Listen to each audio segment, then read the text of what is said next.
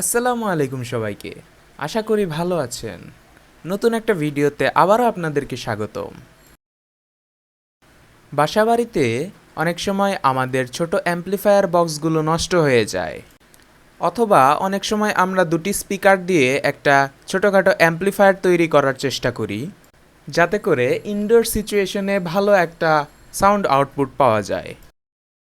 এজন্য আমাদের প্রয়োজন হয় অল্প দামে ভালো মানের একটা অ্যাম্প্লিফায়ার।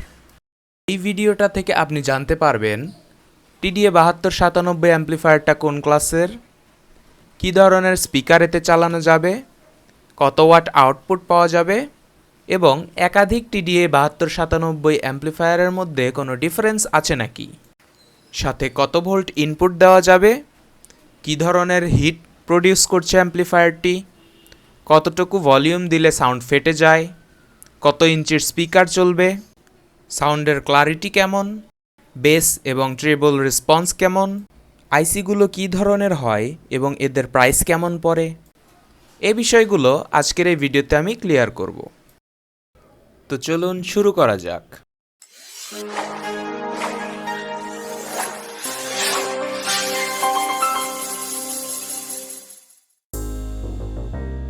7297 আইসির যে বোর্ডটা আমার হাতে দেখতে পাচ্ছেন, এটা মোটামুটি টপ ক্লাসের একটা বোর্ড।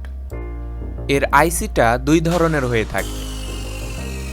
প্রথমত হয় সিঙ্গাপুরের একটা আইসি, আর দ্বিতীয়ত হয় চাইনিজ একটা আইসি। সিঙ্গাপুরের আইসি আবার দুই ধরনের হয়ে থাকে, একটা হয় অরিজিনাল আর একটা হয় ফেক। তো আপনাদের সুবিধার্থে প্রথমেই আমি দামটা বলে দিচ্ছি কোন আইসির বোর্ডগুলোর দাম কেমন হয়।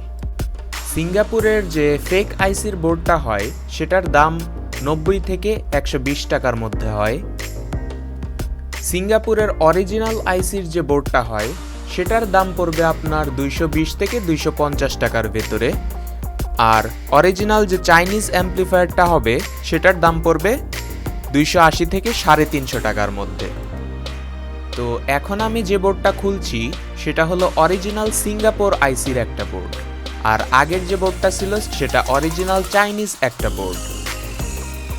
এখন আপনি আমাকে প্রশ্ন করতে পারেন যে ভাই, আপনি এক্স্যাক্ট প্রাইস না বলে কেন একটা রেঞ্জ দিয়ে দিলেন, মানে 300 টাকা না বললে আপনি কেন বললেন 280 থেকে 300 টাকা। তো এটার উত্তরটা হলো, আইসি যেমন ভ্যারি করে বোর্ডগুলোও তেমন ভ্যারি করে। মানে হতে পারে একটা অরিজিনাল সিঙ্গাপুর আইসির বোর্ড, কিন্তু সেটা ধরেন বানিয়েছে র্যামকন, সে একটা দাম রাখবে, আবার স্যামকন আর একটা দাম রাখবে। অনেক সময় আমরা দেখতে পারি আমাদের দেশীয় ইলেকট্রনিক্স যারা বোর্ড বানায় তারা সিঙ্গাপুরের ফেক আইসিটা দিয়ে বিভিন্ন ধরনের ডিজাইন করে বোর্ড বানায়। সো সেই জন্য দামটা ভ্যারি করে। এখন প্রশ্ন হলো, তো অ্যাজ এ কনজিউমার আমি কেমনে বুঝবো যে কোন বোর্ডটা ভালো? তো এজন্য আপনারা দারাজ থেকে নিলে রিভিউ এবং অরিজিনাল পিকচারগুলো দেখে নিতে পারেন। আর দোকানে গিয়ে হাতে হাতে যদি কেনেন তাহলে যে বোর্ডটা ওয়েল ফিনিশড এবং আইসিগুলোর মার্কিংগুলো খুবই সুন্দরভাবে করা, সেটা দেখলে আপনারা বুঝতে পারবেন যে কোনটা আসল কোনটা নকল। এটা আসলে হাতে নিয়েই বোঝা যায়। ফেক বোর্ডগুলোর পিসিবি দেখবেন খুবই বাজে অবস্থা, আর অরিজিনাল বোর্ডগুলোর পিসিবি ডিজাইন পোর্টসগুলো দেখবেন খুবই ভালো করে বানানো। আমার হাতে যে দুইটা বোর্ড দেখতে পাচ্ছেন, এই দুইটা বোর্ডকে এখন আমি টেস্ট করা শুরু করব।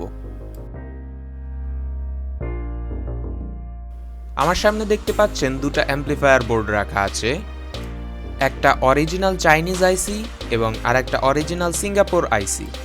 প্রথমে আমি অরিজিনাল চাইনিজ আইসিটা নিয়ে একটু কাজ করব। ইনপুট, আউটপুট এবং ওয়াট মাপার জন্য আমি মিটারটি লাগিয়ে নিয়েছি। ইনপুটে নিয়েছি 14 ভোল্ট। 12 ভোল্টের বড় ব্যাটারিগুলোতে সাধারণত 14 ভোল্ট আউটপুট থাকে ফুল চার্জে। আমার হাতে দেখতে পাচ্ছেন দুটি 4 ইঞ্চির স্পিকার। এগুলো এক একটা 4 ওহমস এবং 10 ওয়াটের স্পিকার। আর TDA 7297 এর রেটেড আউটপুট হলো 15 ওয়াট পার চ্যানেল। অর্থাৎ আমরা যদি 14 ভোল্ট এটাতে ইনপুট দেই এবং 4 ওহমের দুটা স্পিকার ইউজ করি, তাহলে পার চ্যানেলে 15-15-30 ওয়াট আমরা আউটপুট নিতে পারবো। সেটা ক্লেম করছে TDA 7297 আইসি ম্যানুফ্যাকচারার। এই সময় আপনাদেরকে আরেকটা বিষয় জানিয়ে রাখি, সেটা হলো এই অ্যাম্প্লিফায়ারটা ক্লাস AB-তে বিলং করে। TDA 7297 একটা AB ক্লাসের অ্যাম্প্লিফায়ার আইসি। AB ক্লাসের অ্যাম্প্লিফায়ারগুলোতে আমরা দেখতে পারি ক্লাস A অথবা শুধু ক্লাস B থেকে একটু কম হিট রিপ্রোডিউস হয়, তবে অনেকখানি পাওয়ারই নষ্ট হয়ে যায়, কিন্তু এদের সাউন্ড রিপ্রোডাকশনটা থাকে অনেক ভালো মানের। বোর্ডটির আউটপুটে আমি দুটি স্পিকার কানেক্ট করে নিয়েছি এবং এরপর দিচ্ছি AUX ইনপুট। একটা ব্লুটুথ অডিও রিসিভার থেকে আমি AUX ইনপুটটা দিয়ে দিব। এখন 14 ভোল্ট পাওয়ার ইনপুটটা দিয়ে দিলাম। আইডল অবস্থায় এটা 1 ওয়াটের মতো পাওয়ার নিচ্ছে। এখন আমি ভিডিওতে সাউন্ডের বিষয়গুলো ইন্ডিকেট করে দেব এবং সাউন্ড টেস্টটা শেষ করে তারপর ডেসক্রাইব করব বিষয়টা কি দাঁড়ালো।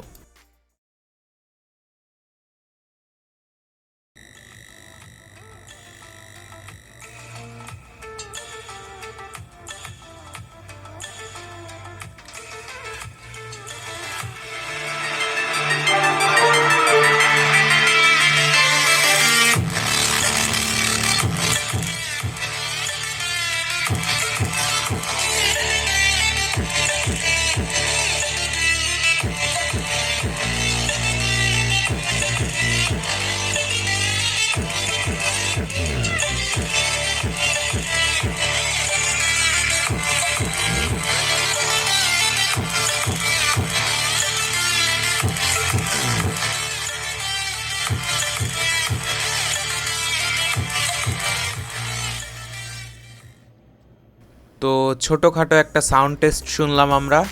এখন তাহলে বিষয়গুলোকে একটু ভেঙে নেওয়া যাক। ইনপুটে দেখা গেল প্রথমে কিছুটা নয়েজ আসলো। ক্লাস AB অ্যাম্প্লিফায়ারগুলোতে নয়েজ খুবই কমন, তবে একটি তার দিয়ে যদি গ্রাউন্ড করা যায় সেক্ষেত্রে নয়েজটা অনেক বেশি রিডিউস হয়ে যায়। ফুল ভলিউমে অনেকখানি ডিস্টরশন খেয়াল করলাম, অর্থাৎ সাউন্ডটা কিছুটা ফেটে গিয়েছিল। যদিও ফুল ভলিউমে কখনোই দেওয়ার প্রয়োজন পড়ে না, এমনিতেই অনেক বেশি সাউন্ড হয়। আপনারা যদি 50 to 60% ভলিউমে রাখেন তাহলে 4 ইঞ্চির দুইটা স্পিকার চালানোর জন্য এটা যথেষ্ট। অরিজিনাল চাইনিজ আইসির অ্যাম্প্লিফায়ারটা বেস রেসপন্সের ক্ষেত্রে খুবই ভালো। যারা শুধুমাত্র দুইটি স্পিকার ব্যবহার করে রুমের মধ্যে হেভি বেসের সাউন্ড চাচ্ছেন, তাদের জন্য এই চাইনিজ আইসির অ্যাম্প্লিফায়ারটা অনেক ভালো হবে। 4 ওহমের দুইটা স্পিকার ব্যবহার করে এখানে 28 ওয়াট টোটাল আউটপুট পাওয়া যাচ্ছে, অর্থাৎ 14 ওয়াট পার চ্যানেলে। যেহেতু স্পিকারগুলো 10 ওয়াটের, সে কারণেই মূলত ডিস্টরশন ফেস করছিলাম। এখন আমরা ইনপুট নয়েজের একটু এক্সাম্পল দেখব এবং দেখব ভলিউম নবটি কতটুকু ঘোরালে কতটুকু সাউন্ড আউটপুট আসছে।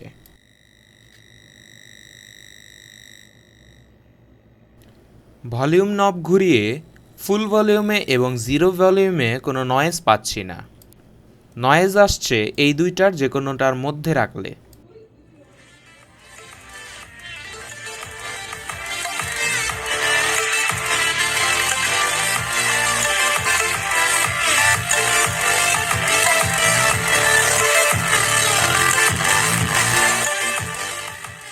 ভলিউম নবের সাথে আমরা সাউন্ডের রিলেশনটা দেখে নিলাম। হাত দিয়ে দেখতে পাচ্ছি এর হিটসিংটা অনেক বেশি গরম হয়ে গেছে। যদিও ক্লাস AB এর জন্য এ ধরনের হিট হওয়া খুবই স্বাভাবিক বিষয়, তো ভয় পাওয়ার কিছু নেই। অনেক বেশি হিট হলেও ক্লাস ABর ক্ষেত্রে এটা খুবই স্বাভাবিক। এখন আমি এই অ্যাম্প্লিফায়ারটা চেঞ্জ করে অরিজিনাল সিঙ্গাপুর আইসির অ্যাম্প্লিফায়ারটা লাগাবো। এটাতেও নয়েজের ক্ষেত্রে কোনো ডিফারেন্স নাই।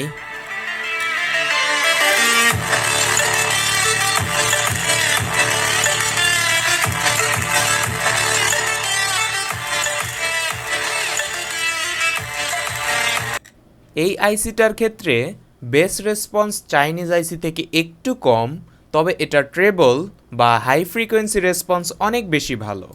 অর্থাৎ যাদের ফোকাস ভয়েসের দিকে এবং যারা টুইটার স্পিকার ইউজ করবেন না, তারা এই অ্যাম্প্লিফায়ার বোর্ডটি নিতে পারেন। এই অ্যাম্প্লিফায়ারটিও যথেষ্ট গরম হয়ে গিয়েছে। 4 ইঞ্চির স্পিকার দিয়ে তো টেস্ট করা হয়ে গেল। এখন চলুন আমরা দেখি এই বোর্ডগুলো 8 ইঞ্চির স্পিকারে কেমন আউটপুট দেয়।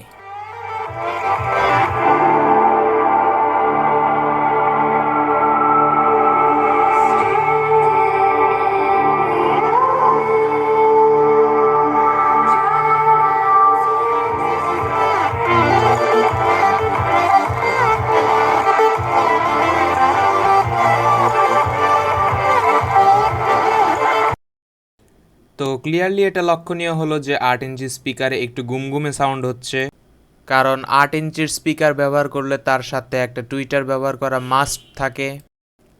বোর্ডের কথা যদি বলি তাহলে এক্ষেত্রে 50% ভলিউমের উপরে দিলে ডিস্টর্টেড ফিল হচ্ছে। 25 থেকে 27 ওয়াটের মধ্যে এটা পাওয়ার নিচ্ছে। এখন সিঙ্গাপুর আইসির বোর্ডটা দিয়ে টেস্ট করে দেখা যাক।